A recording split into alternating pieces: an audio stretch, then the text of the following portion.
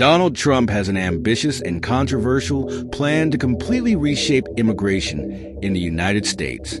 But can he really put it into action? And what would be the consequences? Since 2015, Donald Trump has used immigration as one of the main pillars of his political platform. His rhetoric emphasizes the need for stronger border control and stricter policies to curb illegal immigration, a topic that strongly resonates with a segment of the American electorate. During his presidency, he implemented measures such as the zero-tolerance policy, which led to family separations at the border and the construction of additional sections of the wall between the U.S. and Mexico. These efforts were defended by his supporters as essential for national security, while critics argued that such policies were excessively harsh and ineffective. The dynamics of immigration in the United States have shifted significantly in recent years. In 2019, illegal crossings surged, driven by economic and political crises in Latin America. During the 2020 pandemic, this flow decreased due to travel restrictions and stricter health measures.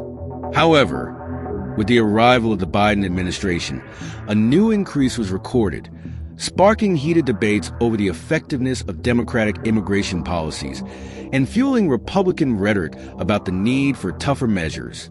In 2024, amid a new peak in illegal immigration, the Biden administration implemented stricter actions to curb irregular crossings. These measures included tighter asylum restrictions and an increase in deportations, which led to a decrease in illegal entries. However, for many conservatives, these actions are still insufficient, and Trump has capitalized on this perception to mobilize voters concerned about border security and the impact of immigration on the job market. Interestingly, a growing segment of the Hispanic electorate in the United States has shown support for Trump's tougher immigration policies. Many legal immigrants, especially those who went through long and bureaucratic processes to obtain residency or citizenship, see illegal immigration as a threat to the economic and social stability of their communities.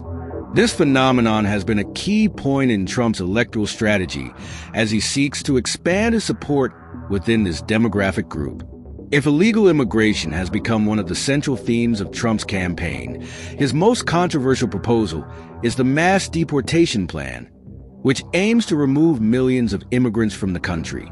But how would this plan be put into practice? To lead this operation, he selected Tom Homan, former director of ICE, Immigration and Customs Enforcement, known for his hardline stance on immigration. The goal would be to deport around 3 million people per year, a significantly higher number than the deportations carried out during the Obama administration or even Trump's own presidency.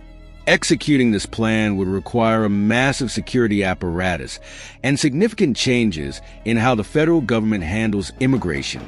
During his first term, Trump strengthened ICE's operations and adopted stricter deportation measures, but the numbers still fell short of those recorded under the Obama administration.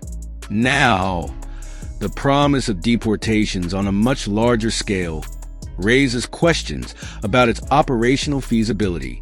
Additionally, the logistics of this operation would involve a sharp increase in the presence of federal agents on the streets, which could generate tension and resistance from state and local governments, especially in states and cities that have adopted sanctuary policies for immigrants. Another crucial factor is the social impact of such a policy. A mass deportation would affect millions of families, many of whom have mixed immigration status, meaning some members are U.S. citizens or legal residents while others are undocumented. The removal of a large number of workers could also destabilize key economic sectors that heavily rely on immigrant labor, such as agriculture, construction, and services. Beyond operational and social challenges, there is also the issue of political and legal resistance. Many Democrat-controlled states could challenge these measures in court, delaying their implementation or even blocking federal actions in certain jurisdictions. The legality of large-scale deportations could also be questioned in higher courts, especially if there are violations of constitutional rights or international treaties to which the United States is a signatory. For a plan of this magnitude to move forward, the government would have to overcome a series of logistical, administrative, and legal obstacles. The question now is how the federal government could make such a massive operation viable, considering the available infrastructure and the costs involved. The first challenge would be identifying and locating millions of undocumented immigrants scattered across the United States. This would require a substantial increase in ICE's enforcement capacity, as well as cooperation from state and local law enforcement agencies, a sensitive issue given that many states and cities have policies that limit such collaboration. States like California and New York, for example, have laws restricting the actions of federal immigration agents, making mass deportations even more complex. Another major challenge would be the temporary detention of immigrants before their removal. Currently, U.S. immigration detention centers have limited capacity, and deporting millions of people would require a drastic expansion of this infrastructure. This means building new facilities or repurposing military bases and federal prisons, something that would take time and require significant investment. Additionally, overcrowding in these centers could lead to human rights violations, further fueling debates about the legality and morality of the plan. The logistics of transportation would also pose a considerable challenge. Mass deportations would require thousands of flights to countries in Latin America, Asia, and other regions. Some nations, such as Mexico, El Salvador, and Honduras, might refuse to accept such a large number of deportees at once, making the plan even harder to implement. Additionally, there's the issue of undocumented immigrants without proof of nationality, a common obstacle in deportation processes, as many countries refuse to accept individuals without official identification. Another critical point would be the possibility of large-scale resistance and protests. In recent years, tougher immigration measures have already sparked strong reactions from civil society, including demonstrations, lawsuits, and mobilization by immigrant rights advocacy groups. A crackdown of this magnitude could escalate social tensions even further, increasing the risk of clashes between protesters and law enforcement, while also overwhelming the judicial system with legal challenges against deportations.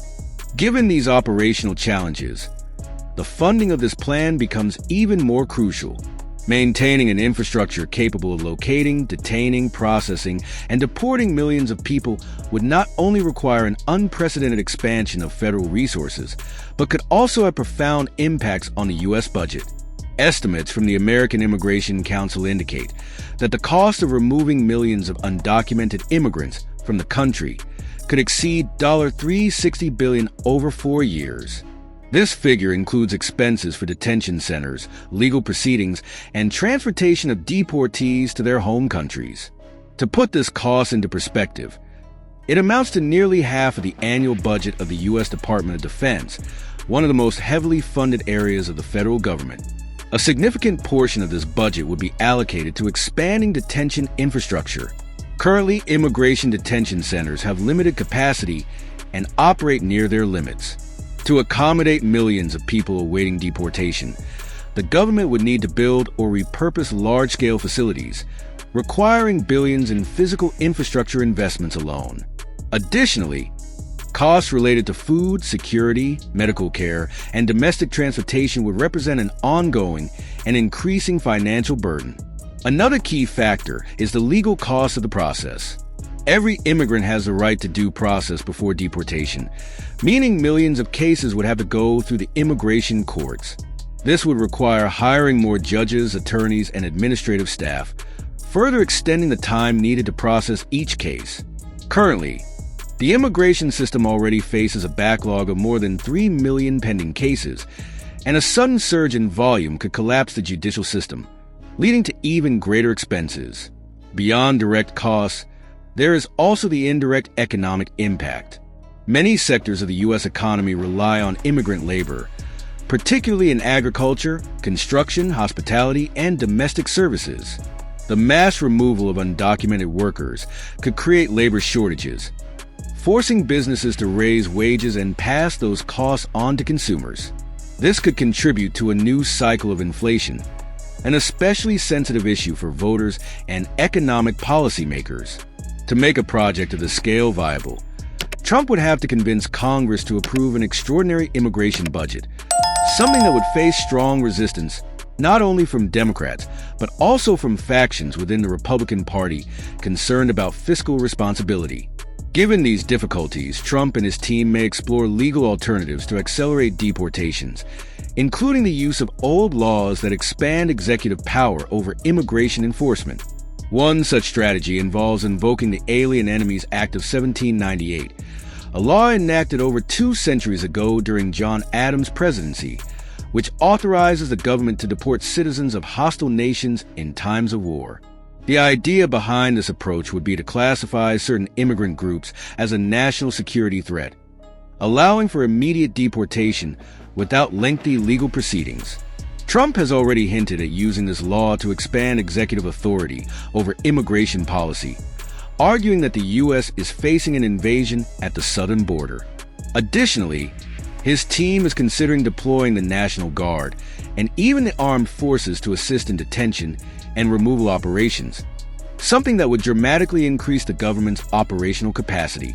However, applying this law in a modern context is highly controversial. First, because the legislation was originally designed to expel foreign nationals from enemy countries during formal wartime, something that does not directly apply to the current situation.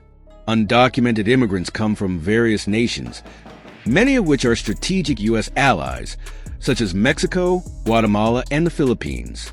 Using this justification could trigger diplomatic crises and even trade retaliation from these countries.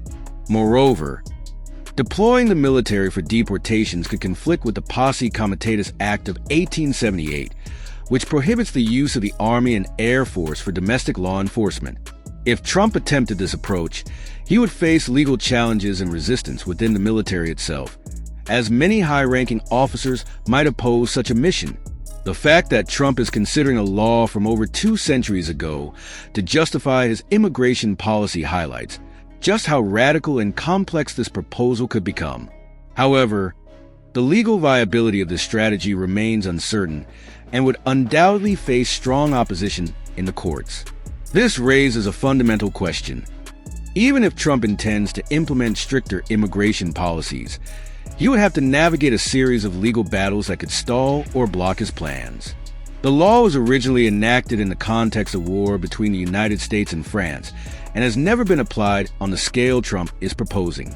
The biggest legal hurdle would be proving that undocumented immigrants constitute a war threat or a hostile incursion against the U.S., a claim that would almost certainly face intense scrutiny in the courts. Constitutional law experts argue that such an interpretation of the law would be an abuse of presidential power and would likely conflict with other federal and international legal frameworks. Another critical point is the potential violation of the Posse Comitatus Act of 1878, which prohibits the use of the armed forces for enforcing civilian laws within U.S. territory. If Trump attempted to deploy the military to assist with deportations, he would face not only political resistance, but also challenges within the military itself. High-ranking officers have already expressed reluctance to involve the armed forces in immigration enforcement, particularly in domestic crackdown operations. Any attempt to use soldiers for this purpose could lead to lawsuits and even a constitutional crisis between the civilian government and the military. Beyond domestic legal barriers, Trump's plan could also conflict with international treaties to which the U.S. is a signatory. The Convention Against Torture and Other Cruel, Inhuman, or Degrading Treatment prohibits deporting individuals to countries where they may face persecution or violence. If a large number of deportees claim a risk of persecution in their home countries, the U.S. could be legally required to grant them asylum, which would go against the mass removal plan. Democrat-controlled states would also likely take legal action to block or delay large-scale deportations. Cities that consider themselves sanctuaries for immigrants already have laws that limit cooperation between local police forces and federal immigration authorities. Governors and mayors could sue the federal government, arguing that such actions violate immigrants' constitutional rights and the autonomy of state administrations. If these disputes reach the Supreme Court, the outcome would depend on how the justices interpret the president's unilateral power to conduct such a large-scale operation. Even if Trump managed to overcome political and bureaucratic obstacles, his deportation plan would still face a prolonged legal battle. In practice, this means implementation could be much slower and more complicated than he suggests in his speeches. To justify his mass deportation plan, Donald Trump often cites historical precedents, the most notable being Operation Wetback of 1954. This operation, carried out under President Dwight Eisenhower, resulted in the deportation of hundreds of thousands of Mexican immigrants, many of whom were removed without due process. At the time, the operation was widely criticized for its brutality, with reports of immigrants being abandoned in desert areas without adequate supplies. While Trump sees this as an example of effective action, experts argue that the circumstances of the 1950s were vastly different from today, and replicating that approach now would present far more complex legal, logistical, and diplomatic challenges. Beyond operational difficulties, the mass removal of millions of workers would have profound impacts on the U.S. economy. Entire industries, such as agriculture, construction, hospitality, and services, depend on immigrant labor, often filling jobs that native-born Americans are unwilling to take. With the sudden departure of millions of workers, businesses would struggle to replace this workforce, leading to delays in infrastructure projects, product shortages, and rising production costs. Another expected side effect would be an increase in wages and consumer prices. With fewer workers available, employers would be forced to offer higher wages to attract labor, which, in turn, could trigger inflation across multiple sectors of the economy. This means that while mass deportations might appeal to voters who see illegal immigration as an economic burden, Americans themselves could feel the financial strain of this policy. Additionally, there's a significant fiscal factor to consider. Undocumented immigrants contribute to the U.S. economy in various ways, including paying state and federal taxes. It is estimated that billions of dollars are collected annually through sales taxes, property taxes, and even payroll tax withholdings from undocumented workers. A mass deportation would reduce this revenue, potentially impacting the funding of public programs, such as education and healthcare. While Trump argues that illegal immigration imposes costs on the U.S. welfare system, the reality is far more complex.